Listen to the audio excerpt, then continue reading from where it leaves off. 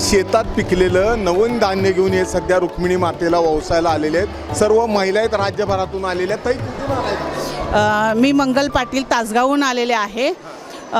खूप दिवसाची इच्छा होती की रुक्मिणीला वंसायला येण्यासाठीची, तर याप्रमाणे यावर्षी मला योगायोग आलेला आहे। त्यामुळे मी माझ्या शेतातले नवधान्य आणि संक्रांत घेऊन रुक्मिणीला वंसण्यासाठी पंढरपूरला आलेले।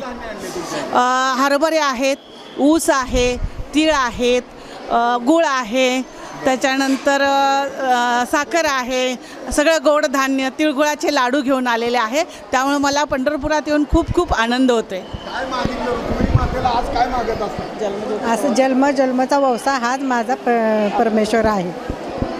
काय मागितलं देवाला? अखंड सौभाग्यवती भव, अखंड सगळं हे मागितलं। काय मागतात देवाला? वंसण्याचं मागचं कारण काय नेमकं? आम्हाला आयुष्यभर अखंड सौभाग्यवती मिळो। आणि शेतातलं धान्य आणायचं कारण काय? आपलं धान्य अधिक रुक्मिणी मातेला मिळावं, त्याच्यामुळे काय होतं? आपलं भरभराट होत भरभराट होत आपलं पहिल्यांदा झाले। माझ्या मनाची इच्छा होती ती पूर्ण झाली। म्हणजे बऱ्याच दिवसाची इच्छा होती पंढरपूरला यावं, रुक्मिणीला वाण द्यावं, कारण की खूप पांडुरंगाच्या मंदिराचं महत्त्व आहे।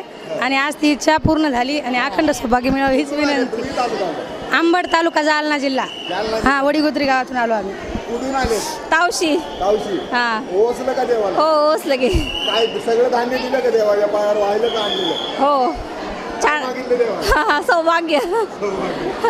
तर अशा रीतीनं या सर्व महिला मंदिरात आलेल्या आहेत आणि विठ्ठलाला आपल्या शेतात पिकलेलं सर्व नवधान्य विठ्ठल रुक्मिणीच्या मातेवर अर्पण केलेलं आहे।